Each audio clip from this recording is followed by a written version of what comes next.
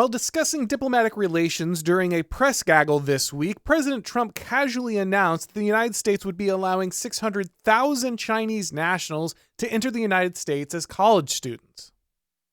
The president has always been focused on improving American relations with China, but the move to import and educate large numbers of their students is at odds with the America First position of his voters.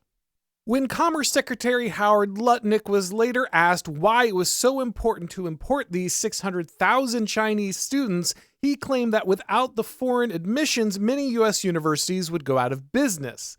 This seems like nothing but upside for the right, which can simultaneously end large-scale immigration from a geopolitical rival and get rid of failing universities that are teaching kids to hate America. Instead, the Trump administration seems poised to prop up wasteful anti-American universities by providing educations to the children of our most dangerous opponent. We are told repeatedly by every conservative politician and pundit that China is our greatest threat. The country hosts a massive population, wields incredible economic power, makes deep investments in securing natural resources, and seeks to expand its sphere of influence.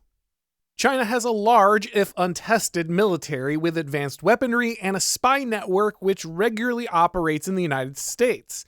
I'm doubtful that the US will ever find itself in a direct hot war with China, but it's fair to describe the country as our greatest economic and geopolitical rival. So why in the world are we letting Chinese nationals into the country, much less educating them? America already has a massive immigration problem which has devastated our job market, housing market, medical system, and educational system. Illegal immigration was the first priority for obvious reasons. Illegal immigrants are unvetted, are often brought in by drug cartels and foreign gangs, and have violated the law. But increasingly, people realize that legal immigration is also a problem. The Trump administration recently revealed that there are more than 55 million active visa holders eligible for entry into the United States. That's as many people as live in Florida and Texas combined. The American people are tired of taking a backseat to foreigners and want to see illegal immigration end completely while cutting legal immigration drastically. Chinese nationals should be one of the most obvious targets for reducing immigration. If China truly is our greatest rival, then it should stand to reason that we should not allow any of their people to enter our country.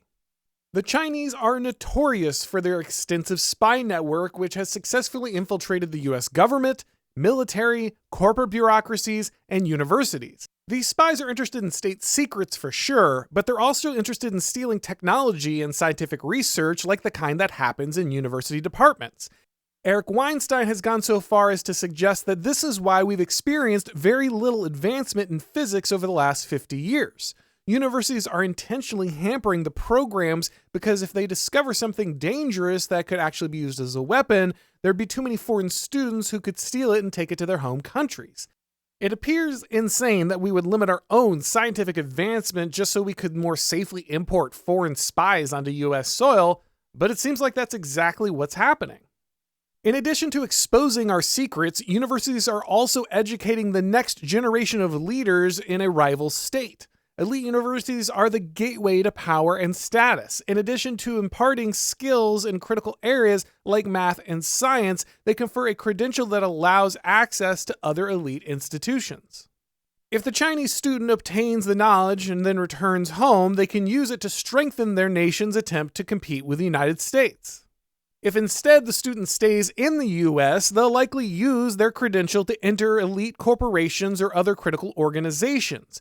These are the institutions that shape our culture, drive our economy, and influence our politics. Why would you intentionally install foreign nationals from your greatest rival into the leadership class of your most critical institutions? There's also the very important question of who American universities exist to serve.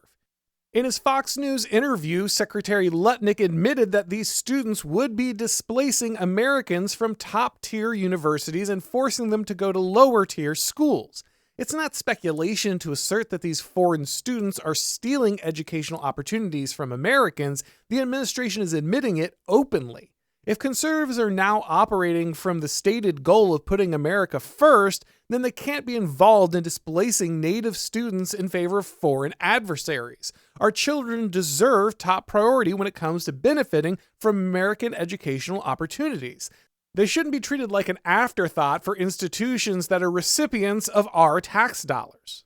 Lutnick also asserted that Chinese students are necessary because they boost income for the universities. Foreign students usually pay much higher tuitions and don't receive aid. The idea that universities are somehow too big to fail and that it's the government's job to bail them out with student visas is ridiculous. Most of these institutions make lots of money, and many of them have massive endowments that they don't even need to touch. If some do actually go out of business, well, that's just the market in action. I seem to remember Republicans being big fans of market forces and opposing the bailout of failing businesses. Most importantly, universities are generally breeding grounds for left-wing radicals that brainwash students into hating America. Obviously, we still need to train doctors and engineers, but there's zero reason for Trump to bail out these institutions through immigration. Republicans should be making the universities beg for mercy, fearing that if they don't purge their hateful anti-American, anti-Christian bias, they'll lose government funding entirely. Instead, they're receiving welfare through immigration from our greatest geopolitical rival. Now, it's always important to remember that Trump says a lot of things that he never actually intends to do. He might be just using the statement as some form of bargaining strategy. It's clear that he's been negotiating with Xi Jinping. But American sovereignty shouldn't be a bargaining chip for a better trade deal. Chinese enrollment peaked in 2020 with 372,000, and it settled back to 277,000 in 2024. The proposed 600,000 would be more than double the current enrollment when the correct number should be 0.